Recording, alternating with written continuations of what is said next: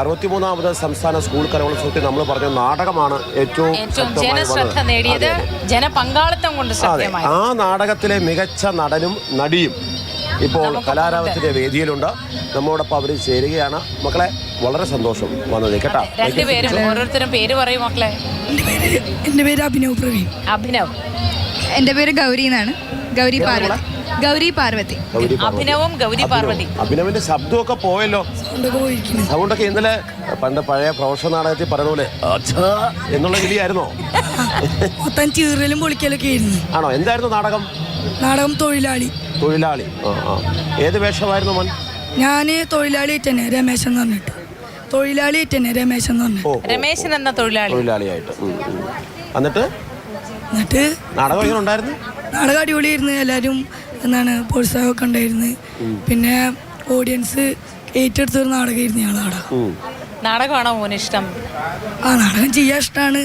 പിന്നെ ഒരു സൈഡിൽ കൂടെ കൊണ്ടുപോകും, അത്ര തന്നെ. ഏത് സ്കൂളാ? വിജയമാത, പൊന്നാനി, മലപ്പുറം. പൊന്നാനി, മലപ്പുറം. മോളോ? ഞാൻ കാർമൽ, വഴുതക്കാട്, തിരുവനന്തപുരം.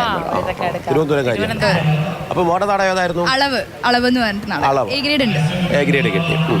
അതിലേത് വേഷമായിരുന്നു? അതിൽ ഭാനുമതി എന്ന് പറഞ്ഞിട്ടൊരു ക്യാരക്ടറായിരുന്നു. നമ്മുടെ എൻ്റെ 3ാമത്തെ വർഷമാണ് സ്റ്റേറ്റ് എ ഗ്രേഡ് കിട്ടുന്നത്. അപ്പം ജിനേഷ് സാറാണ് 2 നാടകവും. ഒരാളാണോ? ഒന്നാണോ? ജിനേഷ് അമ്പലൂർ സാറാണ് 2 നാടകവും എഴുതിയത്. അപ്പോൾ 3ാമത്തെ വർഷം ആയതുകൊണ്ട് തന്നെ സ്റ്റേറ്റിലെ 3ാമത്തെ വർഷമാണല്ലോ. അപ്പോൾ ലാസ്റ്റ് ഇയറാണ് ഹൈസ്കൂൾ കലോത്സവത്തിൽ. അപ്പോൾ ഒരു ബെസ്റ്റ് ആക്ട്രസ് എന്ന് പറയുമ്പോൾ ഒരു ഭാഗ്യമായിട്ടാണ്.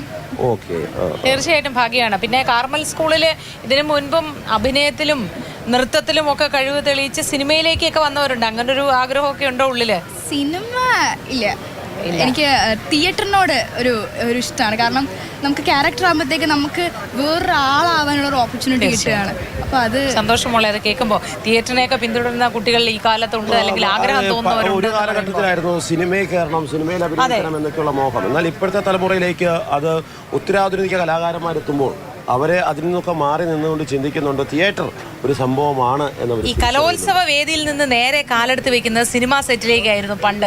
അത് അങ്ങനെയായിരുന്നു ഒരു രീതി. നമ്മൾ ആ സിനിമയെ കണ്ടിട്ടില്ലേ? ഗർവാസി സാശാൻ തന്നെ പോകുന്നത് കണ്ടില്ലേ? കൂടെ വെച്ചൊരു നടിയുണ്ട്, അവളെ പെട്ടെന്ന് സിനിമയിലെടുത്തു, സീരിയലിലെടുത്തു. എടാ എൽദോ, നിന്റെ സിനിമയിലെടുത്തതാന്ന് പറയുന്ന പോലെയാണ്. അപ്പൊ ഈ എൽദോയ്ക്ക് പറയാനുണ്ടാവും കുറെ കാര്യങ്ങൾ. മോന്റെയും ആഗ്രഹം ഇതൊക്കെയാണോ? നാടക അഭിനയം തുടർന്നുകൊണ്ട് പോകാൻ?